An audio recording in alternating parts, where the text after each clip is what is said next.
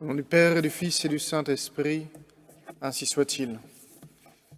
Tu ne tueras point. C'est le 5e commandement de Dieu. Aujourd'hui, le titre de notre sermon, il plus de cercueil que de berceau. Oui, il y a un péché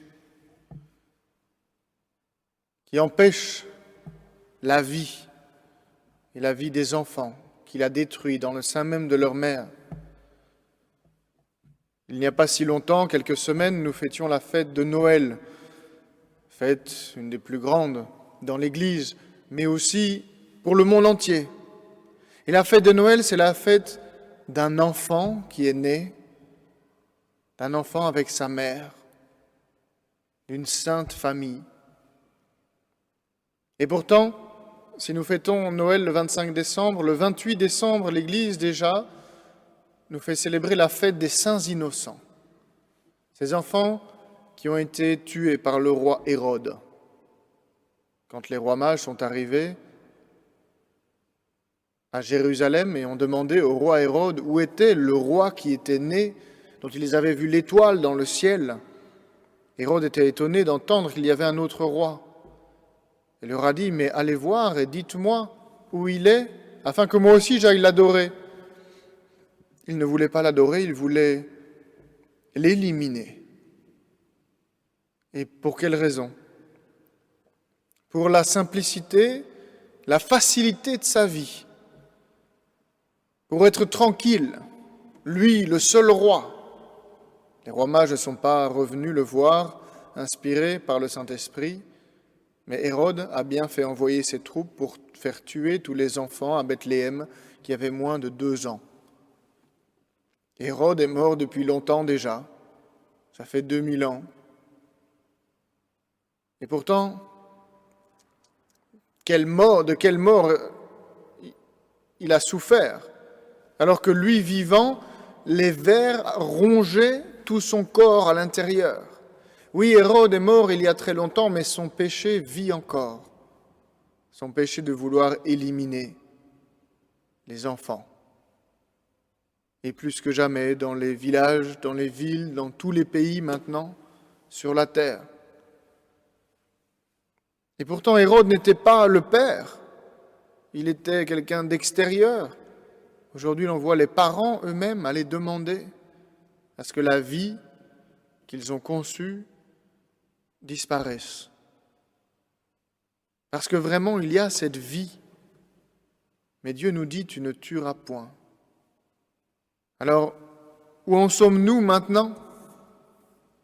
J'ai pris quelques chiffres aujourd'hui sur les causes de mortalité en 2019.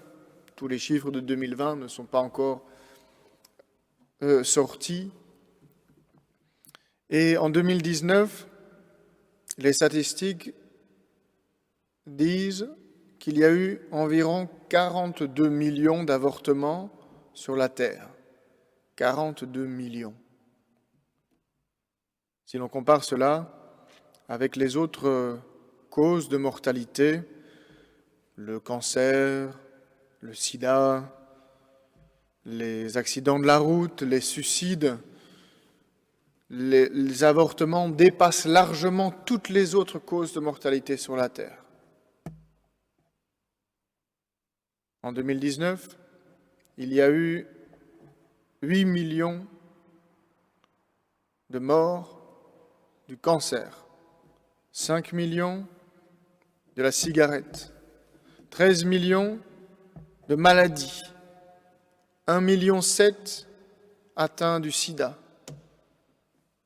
Aujourd'hui, en 2021, on estime plus ou moins, selon les chiffres officiels, qu'il y a eu 2 millions de morts du coronavirus.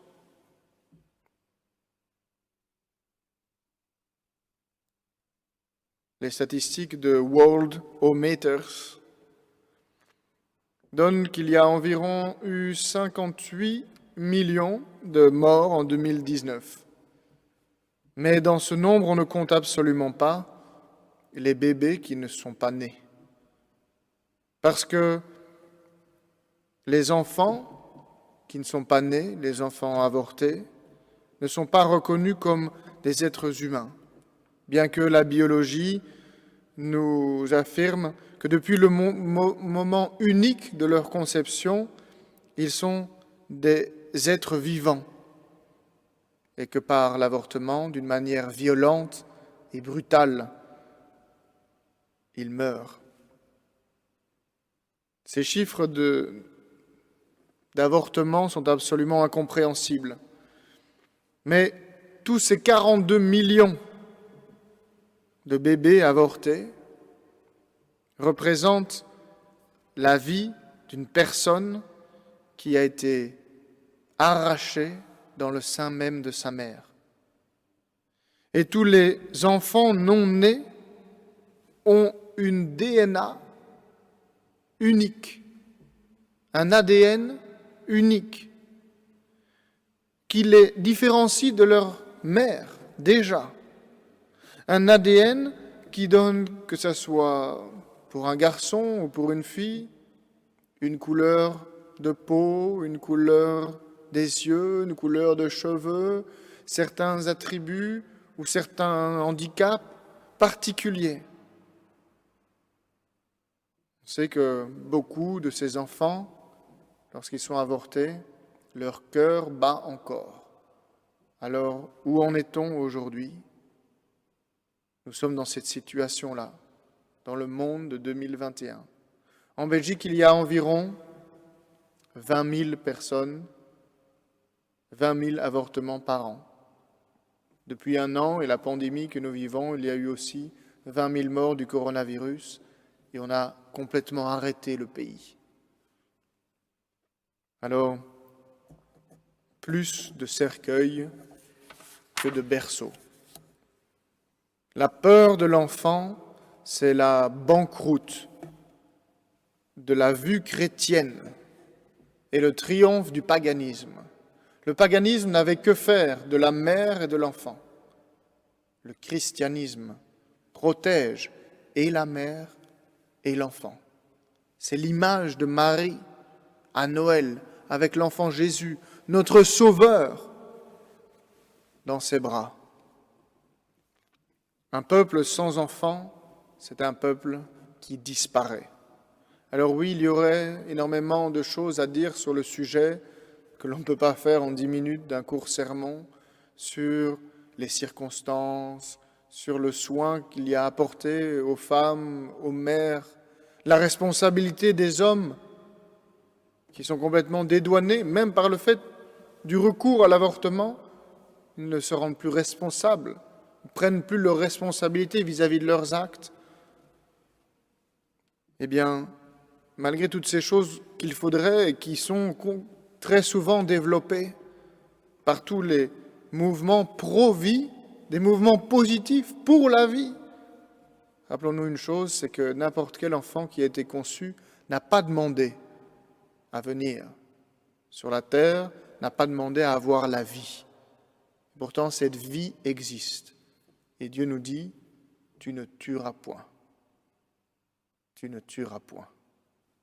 Au nom du Père et du Fils et du Saint-Esprit, ainsi soit-il.